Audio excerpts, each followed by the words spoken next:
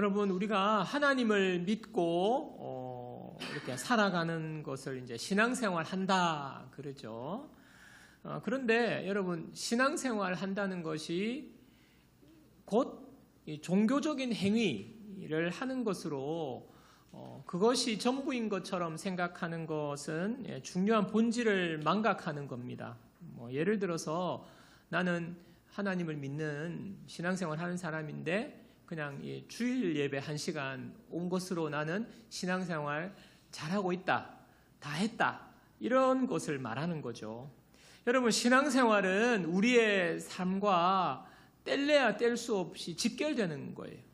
이제 신앙이 삶에 영향을 미치게 되어 있습니다. 그리고 이 삶은요, 우리의 신앙생활이 어떠한지를 보여주는 거예요.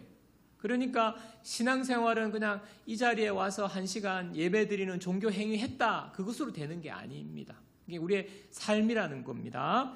자, 우리가 그러니까 살아가면서 겪게 되는 모든 문제들이 있잖아요. 어려운 일도 있고 힘든 일도 있고 여러 가지 일들은 신앙의 문제가 생기면서 그 문제들이 우리에게 온 것입니다. 왜냐하면 태초에 아담과 하와가 에덴 동산에서요, 하나님이 완전한 삶을 누리도록 우리에게 주셨는데 아담과 하와가 선악과를 따먹어 버려요. 하나님이 너희들 다 모든 것은 너에게 주는데 이 선악과는 따먹지 말아라, 이렇게 명령하셨거든요. 근데 그 명령을 어겨서 아담과 하와가 모든 것을 다 잃어버렸어요. 여러분, 선악과 따먹은 것은 굉장히 상징적인 겁니다. 하나님이 그 나무 열매 그 하나 따먹었다고 하나님 째째하시게 속도 좁으시다, 그게 아니에요. 이 선악과라는 것은요, 사람이 피조물인데 피조물로서 넘어서는 안 되는 선을 넘어선 거예요. 하나님과의 관계를 그냥 깨뜨려 버린 거예요. 그게 바로 선악과를 따먹은 것이 의미하는 겁니다. 그래서 선악과 따먹은 결과가 뭡니까? 죽음이 우리에게 오게 됐고요, 삶의 문제와 고통이 들어오게 된 것입니다. 하나님께서 이러한 우리의 인간의 상태를 보시고 이 인간의 죄의 문제, 고통의 문제, 삶의 문제를 해결하시기 위해서 예수 그리스도를 이 땅에 보내주신 거 아닙니까? 그래서요, 우리 기독교는 큰 이 세계관이 뭐냐면 하나님의 창조, 그리고 인간의 타락, 예수 그리스도를 통한 구속, 구원, 그리고 궁극적인 회복, 창조, 타락, 구속, 회복, 이게 우리 기독교의 세계관입니다. 여러분, 교회에서 부흥이라는 말을 자주 씁니다. 교회가 부흥하면 좋겠다, 우리 교회 부흥을 위해서 기도하십시다, 이런 이야기를 많이 들어보셨을 텐데요. 우리가 부흥을 달라고 기도하고 부흥을 기대하고 있는데 그 부흥이 영어로 리바이벌 아닙니까? 리바이벌. 근데 리바이벌은요, 회복이라는 또 의미를 가지고 있어요. 그러니까 부흥은 원래의 창조 상태로 회복되는 것, 하나님이 우리에게 주신 가장 좋은 삶으로 회복되는 것이 바로 부흥이라고 할 수 있습니다. 오늘은 이제 부흥에 대한 이야기를 좀 나누려고 하는데요. 한국 교회가 처음에 선교사님들이 복음을 전하고 교회가 처음 생겼을 때 초창기에 평양 대부흥이라는 놀라운 일이 우리나라에 있었습니다.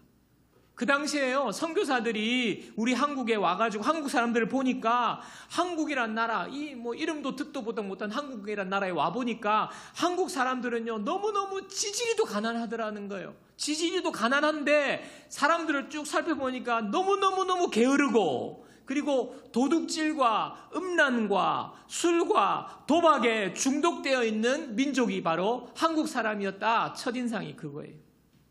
그런데 복음이 전해지고 평양에 대부흥이 일어날 때 사람들이요, 한순간에 완전히 다른 사람으로 바뀌어버린 변화가 일어난 것입니다. 그러니까 죄를 버리게 되고 중독에서 벗어나게 되고 온전하고 건강한 정말 인간다운 삶으로 회복이 된 거예요. 이런 일들이 평양 대부흥 운동에 일어난 이런 모습들입니다.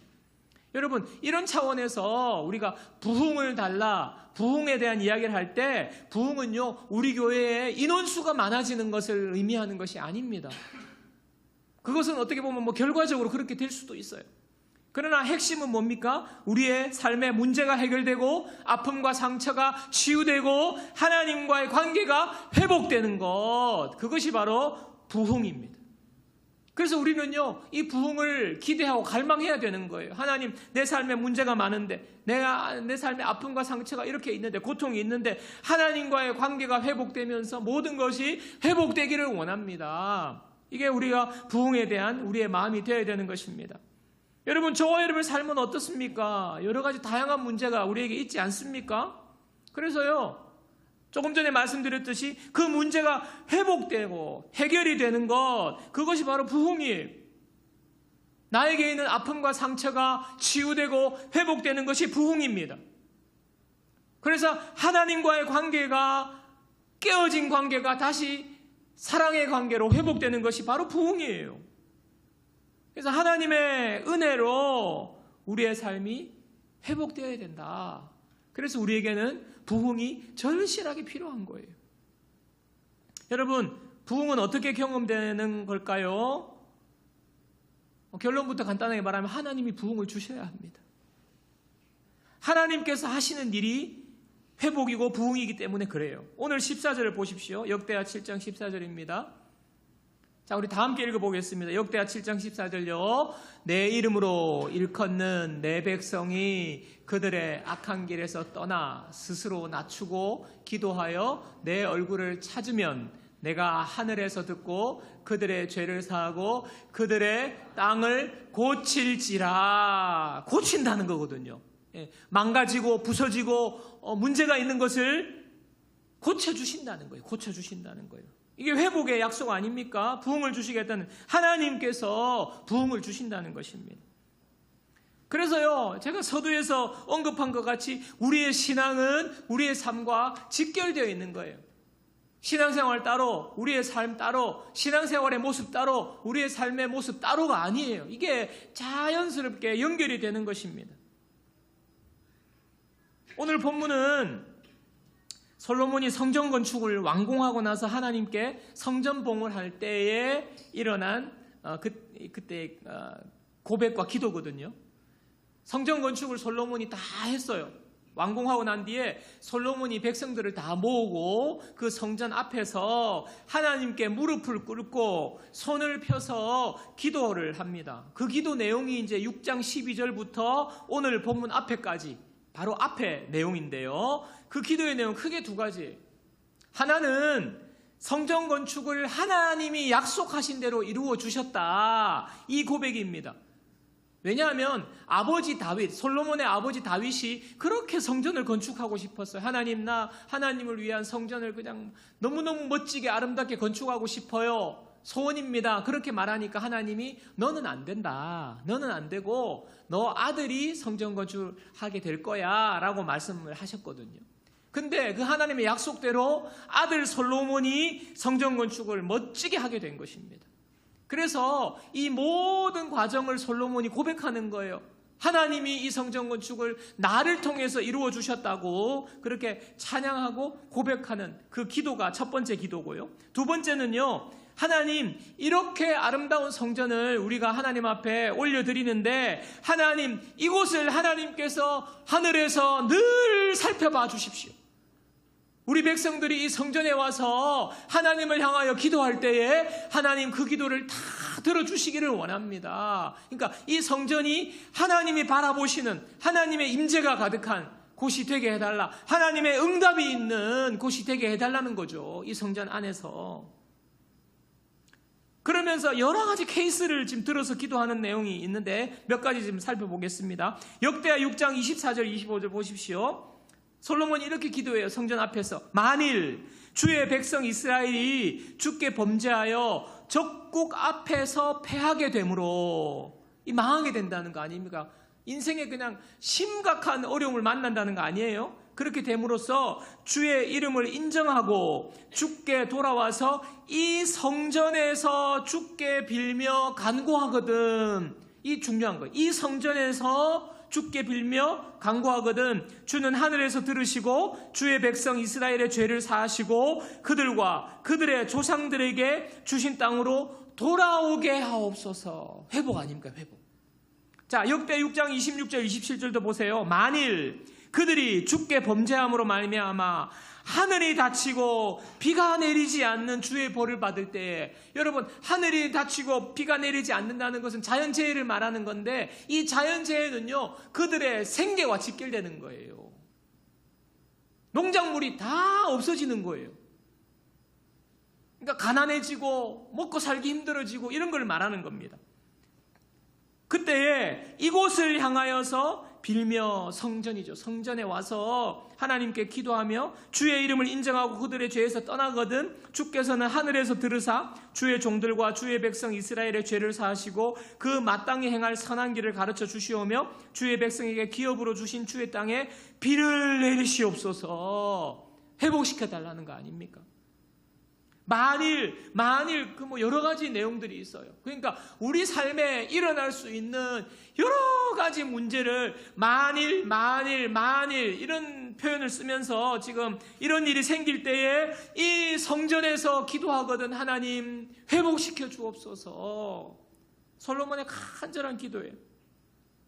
이렇게 기도가 오늘 본문 앞까지 쭉 이어지다가 기도가 끝나고 나서 그날 밤에 하나님이 나타나셔서 주신 응답이 오늘 말씀이에요. 오늘 말씀. 하나님의 응답이, 다시 한번 역대하 7장 14절을 보십시오. 내 이름으로 일컫는 내 백성이 그들의 악한 길에서 떠나 스스로 낮추고 기도하여 내 얼굴을 찾으면 내가 하늘에서 듣고 그들의 죄를 사하고 그들의 땅을 고칠지라. 여러분, 솔로몬의 기도도 그렇잖아요. 만일 하나님 이런 어려움이 생기고 문제가 생기고 곤란한 일이 생기고 우리 삶에 고난이 닥칠 때에 솔로몬이 강조하는 게 뭐예요? 이 성전에서 기도하거든. 하나님의 응답도 마찬가지죠. 기도하여, 너희가 기도하면 고친다는 거예요. 여러분, 그래서 중요한 회복과 부흥 을 위한 핵심 키는요 기도예요. 기도. 앞에서 말씀드린 평양 대부흥 때도요 놀라운 변화가 일어나기 전에 선행적으로 일어난 변화가 뭐냐 하면 기도가 터진 거예요. 기도가. 그것도요, 하나님 이거 해주세요, 저거 해주세요, 이거 고쳐주세요, 우리에게 뭐 부자 되게 해주세요, 뭐 이런 문제에 집중한 기도가 아니라 바로 회개의 기도. 회개의 기도가 일어날 때에 하나님께서 그 땅을 고쳐주시는 회복과 부흥이 일어난 것입니다. 14절에 어떻게 기도하라고 나옵니까? 그들이 악한 길에서 떠나 스스로 낮추고 기도하여 내 얼굴을 찾으면, 그 문제를 위한 기도가 아니죠. 악한 길에서 떠나 스스로 낮추는, 이게 바로 회개의 기도입니다. 오래전에 제가 예를 들면 꼭 옛날 예가 돼가지고 저보다 나이 많으신 분, 뭐 저 또래나 뭐 또 저의 부모님 또래, 우리 좀 나이 드신 분이 성도들이 많으면 댐방 알아듣고 눈이 초롱초롱할 것 같은데, 그 오래전에 그 투캅스라는 영화가 있었습니다. 안성기, 박중훈 그 배우 주연의 투캅스 영화가 있었는데요. 안성기 배우가 선배 경찰이고요. 박중훈 배우가 이제 신입 경찰이에요. 둘이 이제 짝을 이루어서 이제 뭐 이렇게 경찰 일을 하는데, 이 안성기 배우가 그런데 이게 부패한 경찰 아닙니까? 그래서 뭐 나이트클럽 같은 데서 뇌물 쫙 먹고 이제 우리 이제 단속 나간다 그 시간을 알려줘가지고 그거 모면하게 하고 뇌물을 받아 먹고 이제 이렇게 사는데, 제가 그 영화에서 지금도 잊혀지지 않는 장면이 있는데, 인상적인 장면이 뭐냐 하면요, 이 안성기 배우 경찰이요 크리스찬이에요. 그래가지고 주일날마다 교회 가가지고 얼마나 그 참 능청스럽게 천연두스럽게 손을 모으고, 주여 이 죄인을 용서해 주세요, 주여, 막 이렇게 회개 기도를 하는 거예요. 근데 또 그 신입 경찰을 같이 데리고 가서 그 박중훈이가 그거를 보니까 얼마나 기가 찹니까? 죄인을 용서해 달라고 막 기도하고 나오면 또 뇌물 받아 먹고 이러니까 정말 한심한 거죠. 여러분, 성전에서 안성기가 이렇게 기도하는 이 회개 기도, 이거는요 진정한 회개가 아닙니다. 여러분, 삶의 변화가 일어나지 않고 형식적인 그냥 그 공간에 와서 기도하는 것밖에 안 되는 거예요. 여러분, 진정한 부흥은 진정한 회개로부터 시작되는 거예요. 형식적인 회개 말고. 자, 그렇다면 우리 삶에 회복과 부흥을 가져다주는 회개의 기도는 어떤 기도입니까? 오늘 두 가지를 살펴보기를 원하는데요. 첫 번째는요, 내면이 깨닫고 회개하는 겁니다. 내면이 깨닫고 회개하는 거예요. 여러분, 많은 사람들이 회개한다는 것을요, 후회하는 감정으로 생각해요. 후회하는 감정. 아, 내가 왜 그때 그랬을까? 아, 그렇게 하면 안 됐었는데, 그러지 말았어야 했는데, 후회하는 거예요. 후회하는 거예요.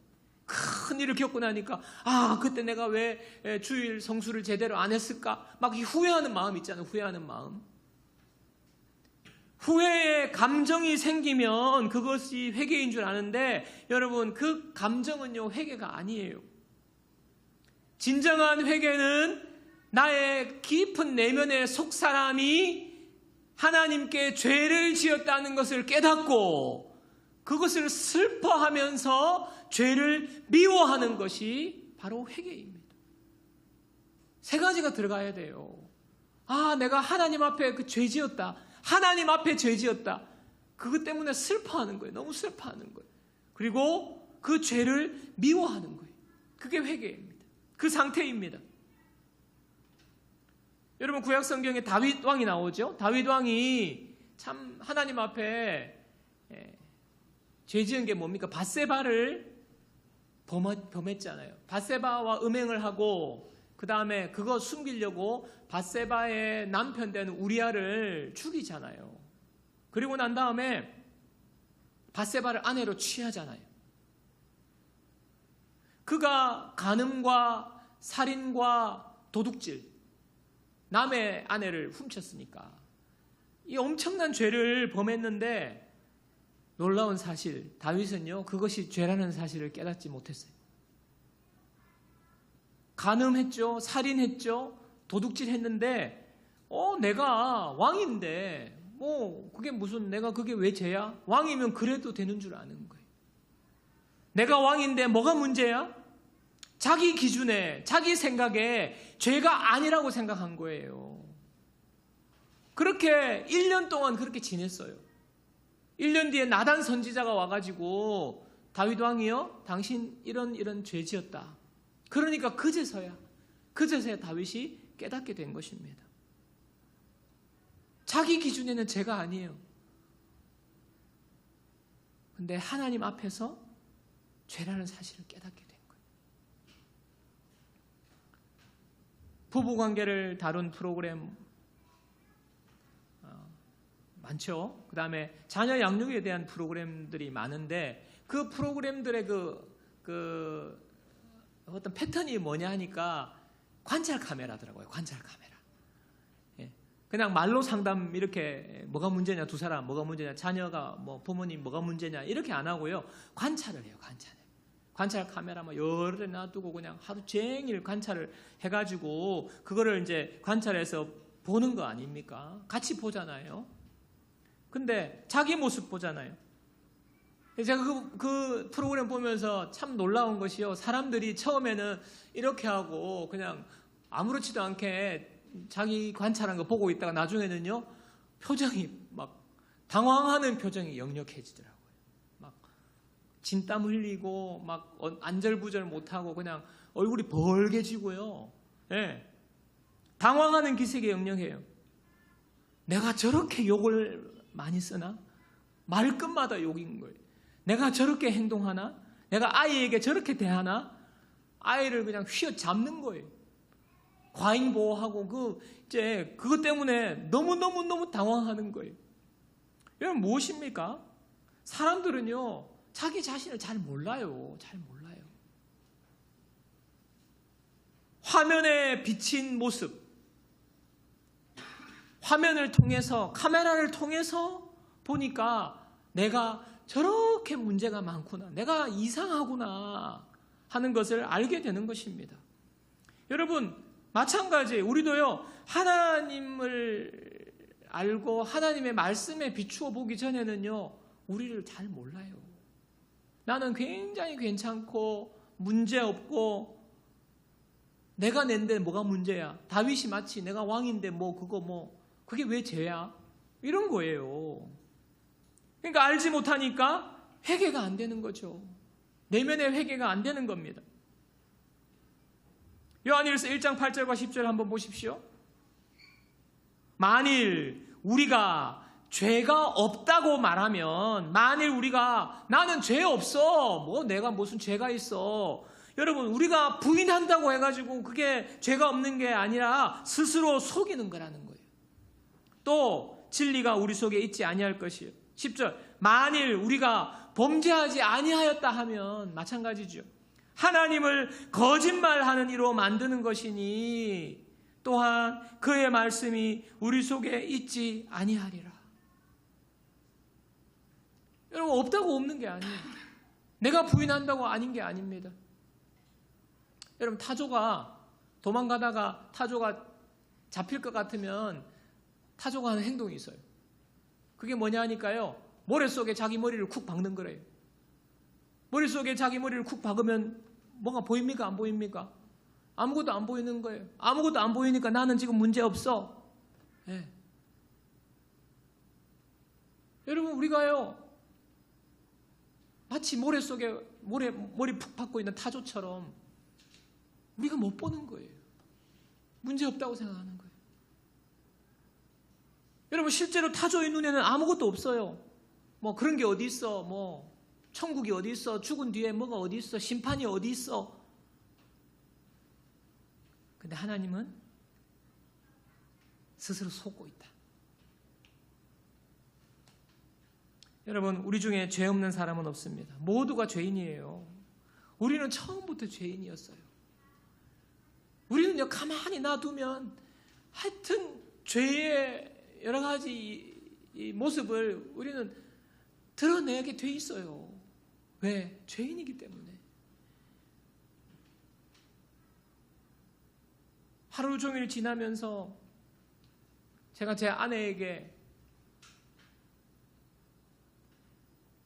제가 막 이런 이야기하면 제 아내는 당신은 우리 교회 성도님들은 굉장히 좋은 남편으로 생각하겠다고 맨날 나의 부족한 것을 자꾸 이야기하니까, 근데 제가 여러분들에게 저 부족하다고 이렇게 이야기해가지고 불쌍하게 보여가지고 괜찮은 남편이라고 그런 인식 받으려고 제가 그렇게 고백하는 게 아니라 제가 정말 아슬아슬해요. 조금만 기분 나쁘면 말투가 그냥 거친 말투가 팍. 왜요? 죄인이기 때문에. 그냥 죄가 그냥 잠재되어 있는 거예요. 흙탕물인 거예요. 그냥 흔들면 그냥 흙탕물이 확 올라오고. 여러분, 우리는요 처음부터 죄인이었어요. 하나님 인정하지 않았고요, 내가 내 인생의 주인이라고 생각하고 하나님 간섭받기 싫어해요. 여러분, 지금도요 누구 이야기 들으면 우리가 잘 듣습니까? 내가 낸데 하고. 여러분, 우리는요 자존심이 허락을 안 해요. 누구 간섭받는 거, 누가 뭐라 하는 거, 충고하는 거. 하나님 간섭받기 싫어합니다. 하나님의 시선으로 보면요 우리는요 쇳덩어리인 거예요. 평양대부흥 때에 이길함 선교사라는 분이 증언한 내용, 그때 일어난 일을 증언한 내용인데 이런 내용이 있습니다. 한번 잘 들어보십시오. 기도 후 누군가 자신의 죄를 고백했습니다. 우리는 하나님의 성령이 우리들 모두에게 임했음을 느낄 수 있었어요. 죄를 고백하기 위해 차례를 기다리는 사람이 줄을 이었으며 그들은 모두 죄를 고백한 뒤 바닥에 꿇어 엎드려 울부짖었습니다. 발꿈치로 마룻바닥을 치며 자신의 죄에 대해 심한 고뇌에 빠졌으며 곳곳에서 나를 도와주소서, 내가 용서받을 수 있나요? 하는 외침들이 그치지 않았지요. 놀라운 죄를 자백하고 죄에 대한 통곡과 울부짖음과 마룻바닥을 치면서 떼굴떼굴 구르면서 나를 도와주십시오. 내가 정말 용서받을 수 있습니까? 이런 외침들이 그치지 않았다. 진정한 회개예요. 내면에서 나오는 진정한 회개. 여러분, 정말 우리가 하나님의 회복과 하나님의 치유와 하나님의 부흥이 우리 가운데 임하려면 우리가요 정말 내면에 우리의 죄를 회개하는 진정한 회개가 우리에게 있어야 될 줄 믿습니다. 자, 두 번째는요, 외적인 회개를 말해요. 그게 바로 돌이키는 것입니다. 돌이키는 것. 여러분, 내면의 회개가 죄를 싫어하고 미워하고 이렇게 하는 거라고 했는데, 여러분, 죄를 싫어하면 싫어하는 삶에서 돌아서는 것입니다. 따라와야 되는 거예요. 아, 그러지 말았어야 되는데, 아, 내가 왜 그랬을까? 후회하는 것으로, 아, 내가 이제 회개했다. 그게 아니는 거예요. 싫어하는 거, 미워하는 거 돌이켜야 되는 거예요. 여러분 14절에 그들이 악한 길에서 떠나 스스로 낮추고 기도하여, 회개의 기도에 반드시 동반되는 것이 무엇입니까? 악한 길에서 떠나는 거라는 거예요. 악한 길에서. 여러분들이 이 생활을 계속하고 지금 그 습관, 지금 그 행동 계속하고 있는데 그거 이제 그만하고 유턴해서 돌아오라는 거예요. 오늘 하나님께서 그들의 땅을 고칠지라, 그들의 땅을 고친다고 했어요. 자, 우리가 회개 기도하면 우리의 땅을 고쳐준대요. 우리의 땅, 이명지 땅. 여러분이 땅을 왜 고쳐주신다고 하셨을까요? 우리의 삶에 회개했을 때 일어날 놀라운 변화의 범위가 광범위하다는 거예요.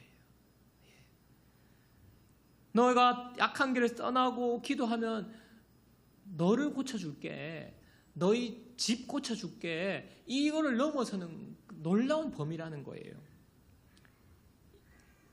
그와 동시에 이렇게 범위가 크니까 우리의 책임이 또 그만큼 넓어진 거지 않습니까? 딱 나와 직결되는 문제만이 아니라 내 가정의 문제, 내 직장의 문제, 내 친척의 문제, 나의 모든 관계된 모든 사람들의 문제, 나아가서는 사회의 문제, 나라의 문제까지도 나의 회개를 통해서 하나님께서 회복시켜 주신다는 거예요.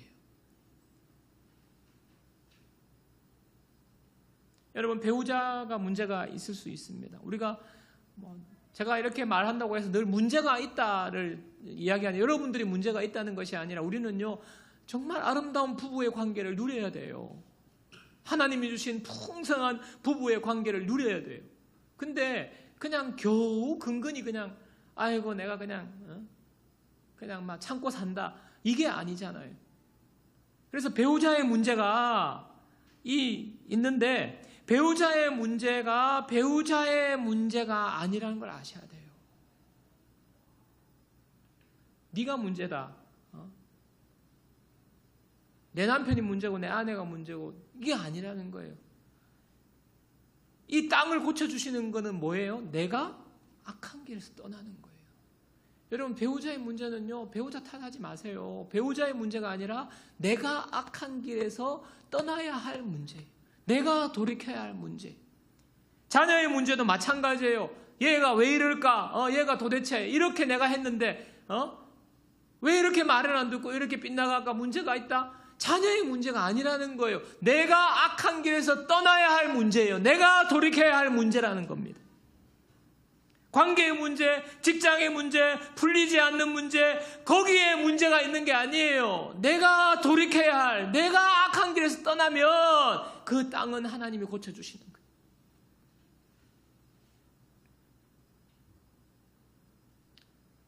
여러분, 내면의 회개와 함께 여러분이 돌이키셔야 돼요.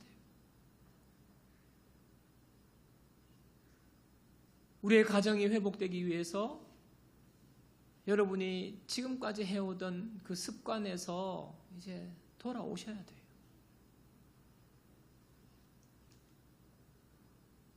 근데 참 우리 힘으로 잘 안 됩니다. 여러분, 솔로몬이 성전에서 기도할 때에 하나님, 이렇게 하나님을 이제 우리가 모시고 살기를 원합니다. 성전을 만들어 놓고 기도하면 들어달라, 그렇게 기도했잖아요. 이 성전에 와서 기도하거든 들어달라고 했는데, 그러니까 유대인들이요, 우리에게는 이 성전이 있으니까 우리는 그냥 문제가 없을 거야, 이 성전 때문에 우리는 그냥 회복될 거야 라고 하는 신앙으로 변질이 되어 버립니다. 여러분, 이 성전 때문에 하나님이 회복시켜 주시는 게 아니거든요. 본질은요, 이 성전에 와서 기도할 때, 성전에 강조가 있는 게 아니라 기도의 강조가 있는데, 유대인들은요, 이 화려한 성전 때문에 우리는 이제 하나님이 이곳에 계신다, 엄청 화려한, 여러분 유럽의 그 대성당들 있잖아요. 이렇게 화려한 만큼 우리는, 우리의 인생은 이제 화려한 인생, 하나님이 그냥 이렇게 책임져 주신다, 그 생각이 가득 차 있는 거예요. 그러니까 형식적인 종교만 남은 거잖아요. 그러니까 예수님이 와서 보니까 성전에서 그냥 뭐 비둘기 팔고 뭐 장사하고 그러니까 예수님이 다 뒤집어 엎으신 거 아닙니까?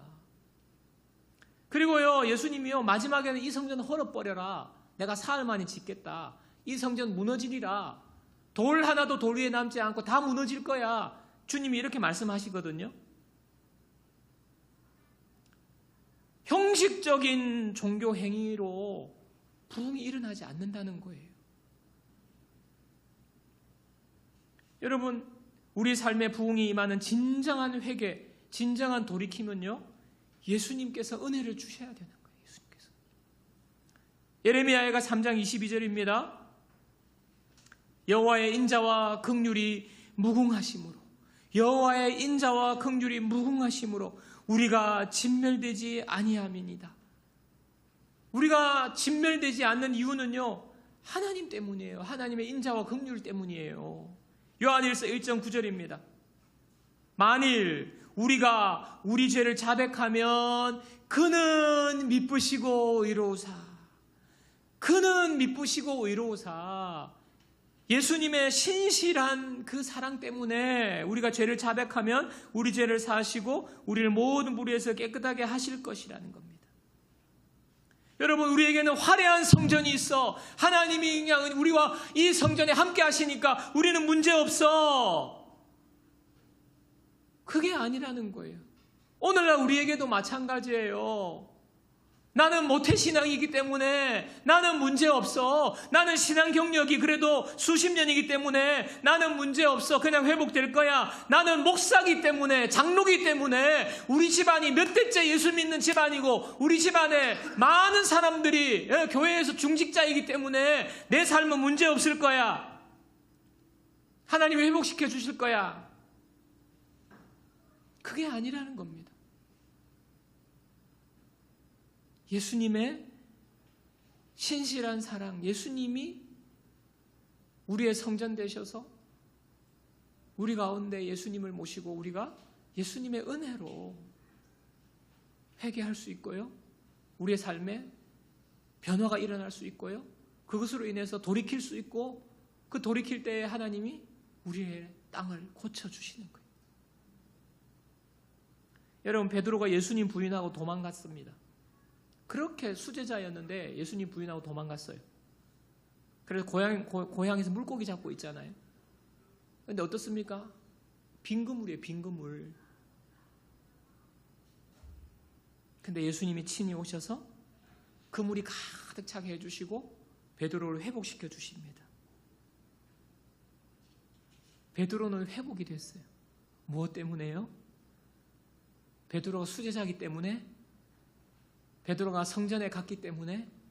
아닙니다. 예수님의 사랑이 그에게 임했기 때문에. 너가 그렇지만 나는 그럼에도 불구하고 너를 사랑한다. 예수님의 사랑이 베드로에게 임했기 때문에 베드로는 회복되고요, 모든 삶이 회복된 것입니다. 여러분, 우리도 우리의 힘과 노력은 진정한 회개가 안 되는 죄인들이 예수님의 십자가를 우리가 생각하고 눈에 보이는 성전이 아니라 예수님이 친히 우리 가운데 성전되어 주셔서 우리 가운데 임하시고, 예수님께서 그 십자가에서 그 고통 당하신 것은요, 내가 받아야 할 고통, 그 고통을 주님이 대신 다 당하신 그 사랑이 우리에게 깨달아질 때, 아, 내 죄가 저렇게 심각한 거였구나. 죄가 깨달아지고 회개가 나오고 예수님의 십자가를 바라보면요, 우리가 그 길을 계속할 수가 없어요. 그 음란한 생활을 계속할 수 없어요. 음란한 생각 계속할 수 없어요. 예수님의 십자가를 바라보면요, 내가 이 습관 계속해서 할 수가 없어요.